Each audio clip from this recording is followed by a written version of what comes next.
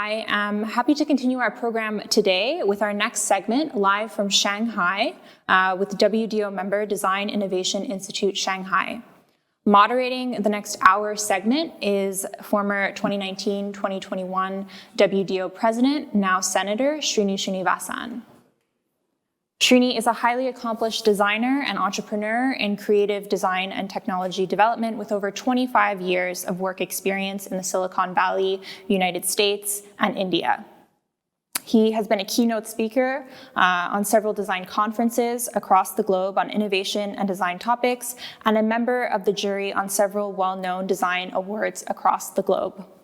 Srini is an active member of IDSA, the professional body for industrial designers in the United States. Prior to starting his company Lumium, Srini worked at Tata Elxsi, Co-Systems, Tektronix, and Sarnoff Corporation in senior management roles. Welcome, Srini, and happy World Industrial Design Day to you. Srini, I will let you take it from here in introducing our next block of speakers joining us live from Shanghai. Thank you, Sarah, and also happy World Industrial Design Day to you and rest of the team and Secretariat. So it's a pleasure. So thank you. Thank you, Srini. Good afternoon. Thank you and good afternoon. So thanks for joining us today as we celebrate the World Industrial Design Day with the WDO across the globe for 24 hours. This year's topic is leadership. So leadership is all about inspiring, mentoring, motivating, demonstrating, and problem solving. Leaders are also very effective communicators, risk takers, decision makers, and also they are motivators in many, many ways. They bring their experience and judgment skills to come with solutions that are very optimal in any given circumstances. Leaders are also quite flexible and adaptable to match the current situation that is going on our lives at any given point in time. So today we have two such leaders among us who will share their thoughts on leadership for all of us today. So let me introduce some great panelists today. On my left is Nishtha Mehta, who's a corporate innovation coach, and she has been doing this for almost 19 years in Asia, including in China. She creates programs for the corporates to manage change management as well as leadership models. So she also has a very interesting motto saying that commit to the uncomfortable. She also has her own practice called the Collab Central. Thank you, Nishtha. So now to her left is Momo Estrella, who's a design leader and who has been working in startups, corporates for several years, both internationally as well as in startup environments. So Momo has been playing the role of a design leader in many, many companies. And under his leadership, he has created the foundation to become more human-centered innovation for several years. So today, we're going to hear from both of them. Thank you for joining us in this panel. So let me ask Momo the first question to you. You have seen, by working in different segments of the society, different parts of the world, both international as well as domestic, you would have seen several leadership styles over the years. So some of them would have led to success, and unfortunately, some of them may have not led to that much of success. I'm not going to call this a failure. So I would like you to share what are all the leadership traits that you felt were quite successful in the ventures you were part of, and what are those which are not that successful, and we would like to hear from you on those. Maybe one example for success and one example for not so success. Sure. Thank you, Srini, for the question. Thank you for having me today. Hello, everyone. So I think in my experience, I think a lot of that boils down to the type of businesses that you're running. Different businesses require different type of contribution from people, and that also requires maybe a slightly different shape of leadership in different instances.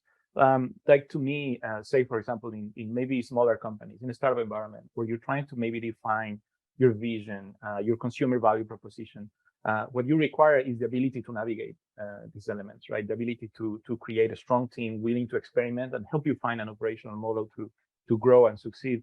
If you're running a larger business, more established, and maybe more efficient in some areas, I think it's more about understanding your own strengths, but then defining the safe space for trying, calculated risk, taking calculated risks, and then grow into new areas, focus on maybe new revenue streams. What's common, I think, as a good trait as a leader in these two places is it boils down to being curious and being committed to try new things. And on the other hand, if you have the opposite traits, maybe a lack of curiosity, maybe an obsession for the current status quo, then you're probably running the wrong type of business.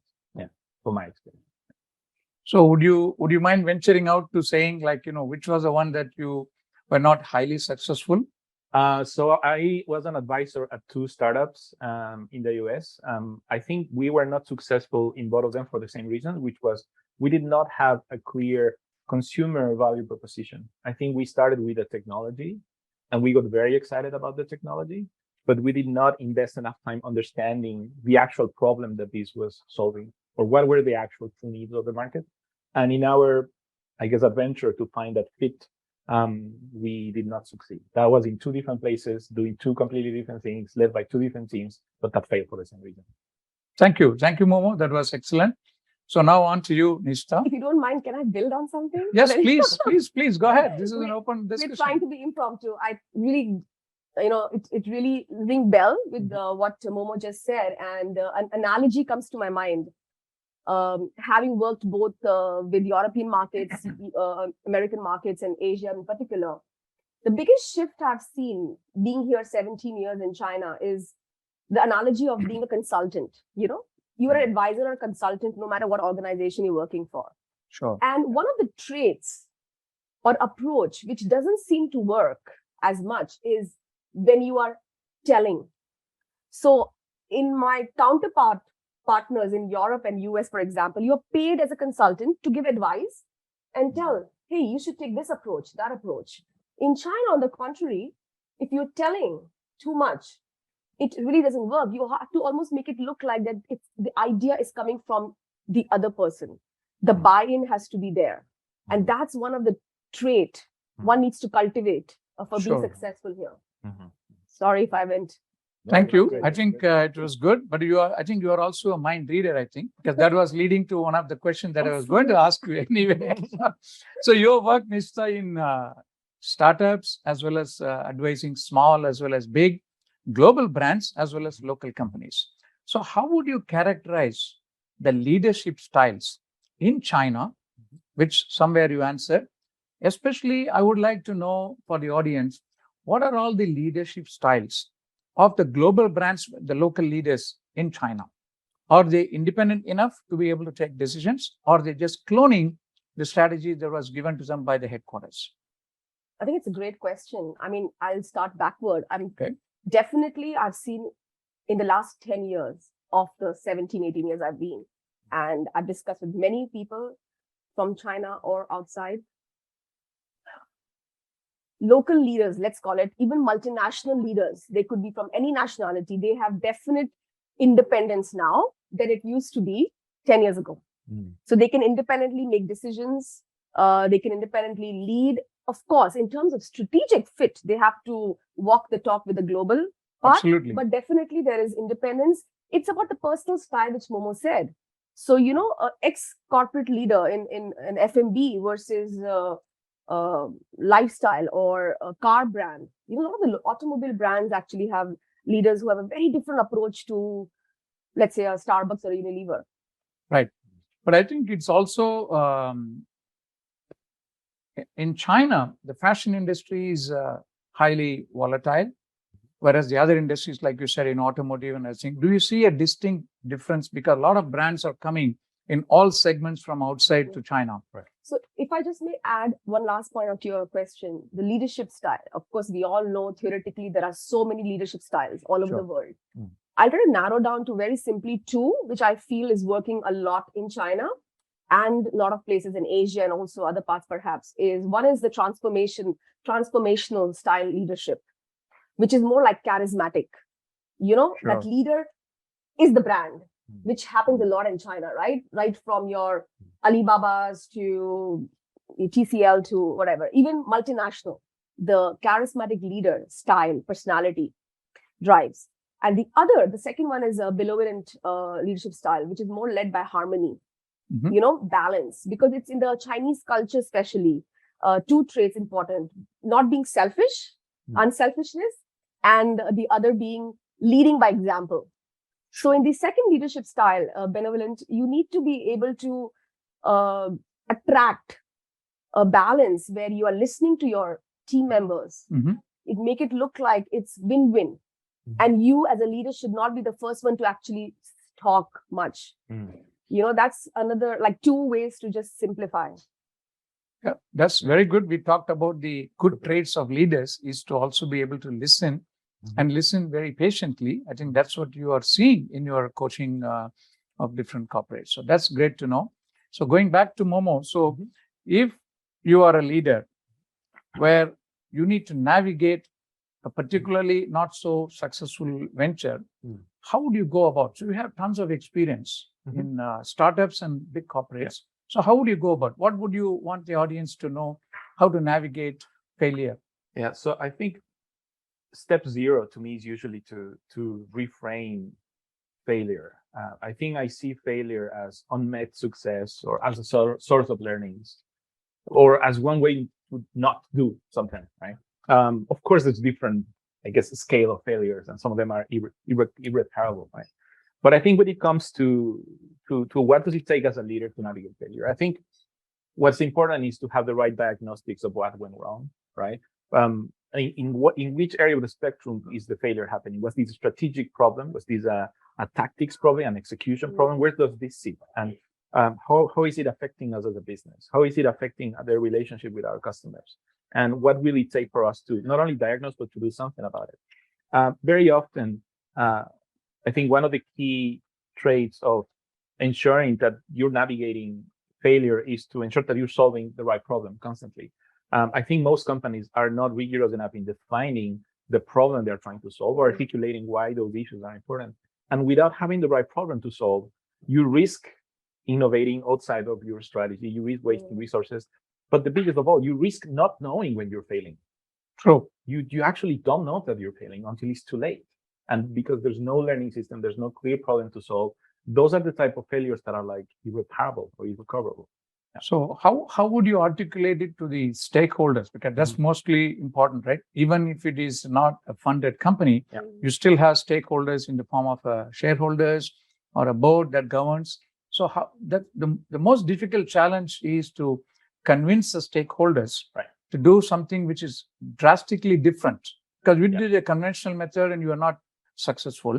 To go to a new path, that's the big challenge. So how would you go about going on the path which was not tested so far? So venturing into new areas is always going to be ambiguous, right? It does require traits to navigate that ambiguity, to be comfortable with the unknown, to take risks, as I mentioned earlier.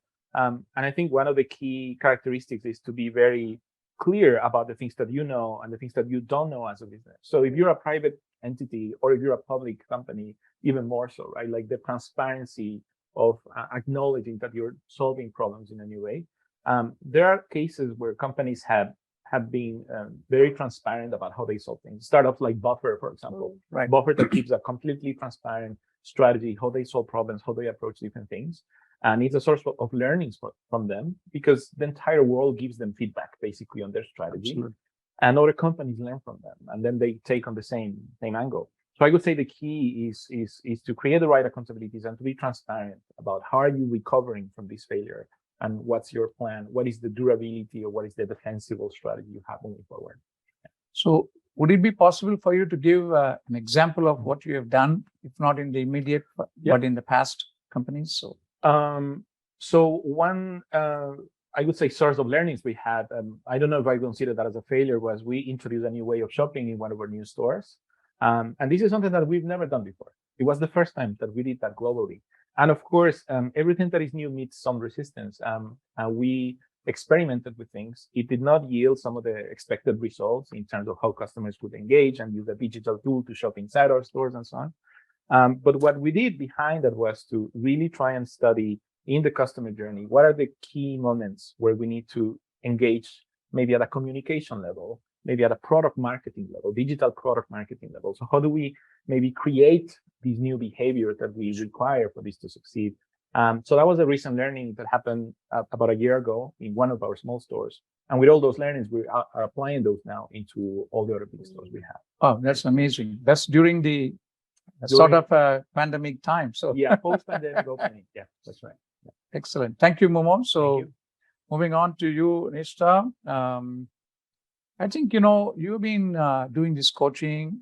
That's a very tough job because you're telling the leaders who typically don't want to listen to somebody because they are leaders and they know that they think that they know a lot of stuff. Very tough job.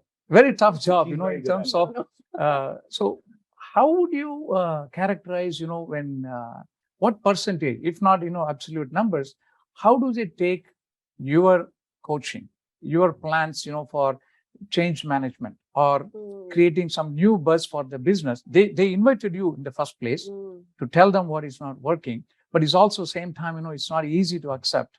So how do you see your business and how do you see yourself making them understand what they really need?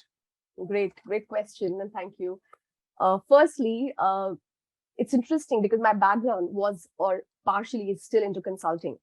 And I've been transitioning for the last 4 years very actively into coaching, right? And it's difficult. Even I've been trained to be a coach for 2 years. And when you're a consultant, when I'm wearing a consultant hat, I'm paid to give advice based on numbers, based on trends, based on actual business shifts happening. You need evidence. Coaching hat, you're not supposed to give advice. You're supposed to ask good questions. Yeah. And make your client look like the solution is also coming from the client. Sure. Right? So to answer your question, yes, I mean, huge percentage people who engage, they are already in the mindset that they are not able to solve few things themselves and they need. And specifically when it comes to change management and digital transformation, which I focus on, a lot of times they have these little ingredients, right? So my analogy here is usually of a chef. Chef is my favorite analogy. How you, as a chef, have a team in a restaurant, in a Michelin star restaurant, you still have to know what ingredients to get, what to tune down, what to tune up, what will be the right people in your team to make the right dish. At the same time, you give the freedom.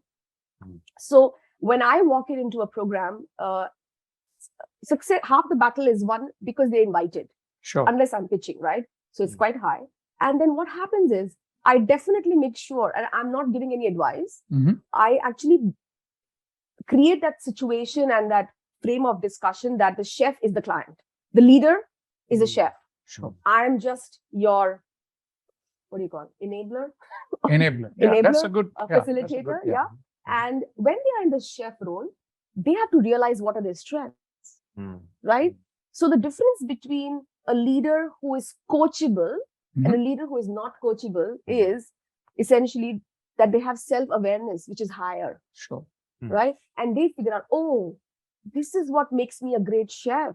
These are the ingredients linked to my strategy, which will work. And then they know how to dial up. So, yeah, that's my short. Yeah, that's good. I think, as we all know, good design is good business. So in your strategy for the corporates, how much of design value is there in your businesses? Because design cuts across all industries. Absolutely. And I mean, I'm sitting with a design guru and a design guru. So correct me if I'm wrong. I'm telling you from my experience, design is, like how when we are growing up, we used to think design is like designing this beautiful office and these furniture. And wrong. I know. It's all about user experience, right? Yes. Right. Like he was saying, human-centric. User experience. Yes. So how I apply, I shouldn't say I'm a big fan of co-creation.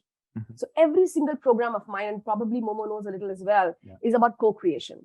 how do we mobilize the ecosystem, our friends and colleagues in the industry, not just with the organization who hired, to co-create, right?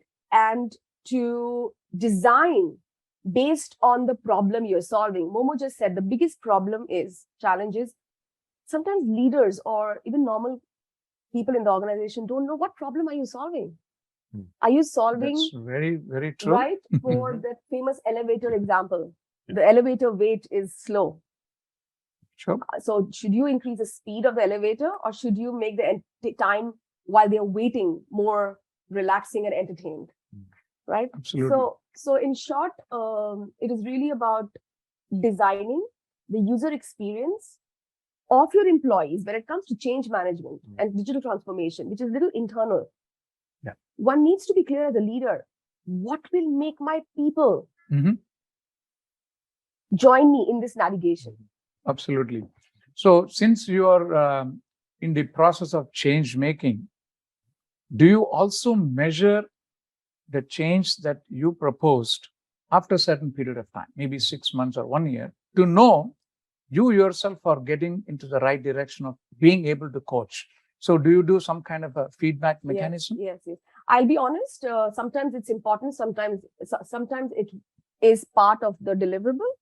I believe it is, but sometimes the leaders commit to tracking it internally. Okay. It also boils down to scope of work and fees. But do they share it with you? Because a lot of times they'll say, hey, thank you very much. It's not going to be. So it depends from client to client. One of the best case studies I worked on, I won't go into the detail today, but is Starbucks China. Okay. 3.5, 4 years ago when they launched delivery for business. I was involved in working with them for almost 14 months, sitting in their office 3 days a week. And the trust was so good. One of the best people I worked with, where I almost felt like part of the team, which I was part of the task force team, even as a external partner.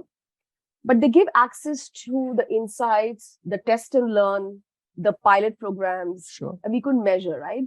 Sometimes I do digital transformation, then we track as an external once in a quarter, progress, feedback. I think that's reasonable. Yeah, but sometimes, I'll be honest, there's no tracking because that leader did not commit and they said, no, I can handle myself. Thank you, and we'll see you. And this is where the ball drops. I know. Because the accountability drops. Absolutely.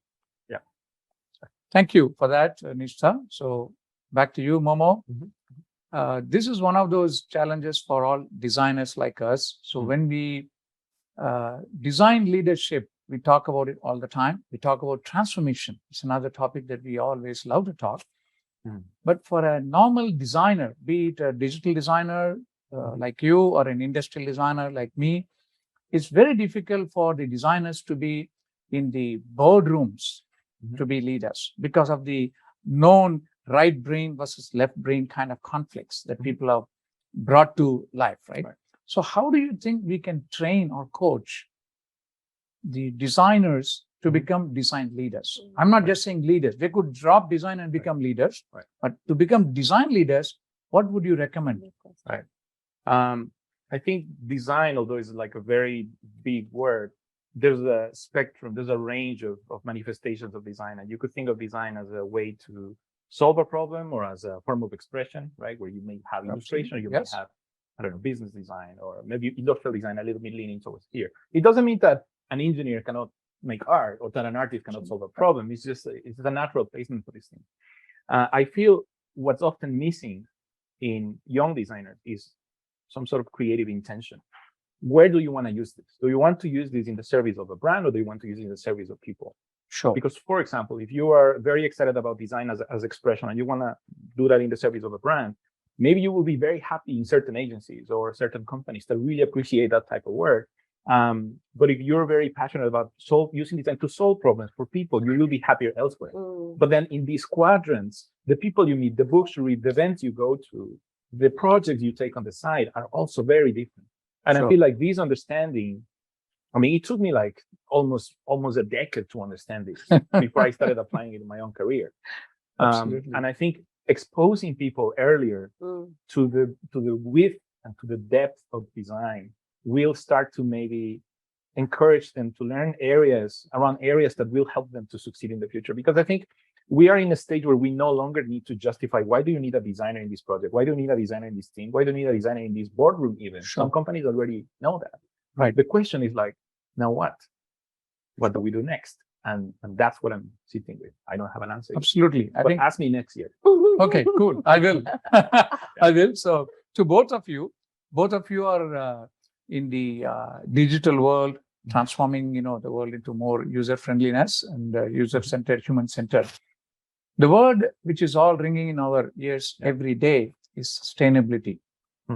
So in a digital sense, how can you bring sustainability to the work that you're doing? Either one of you, right? You're also doing coaching.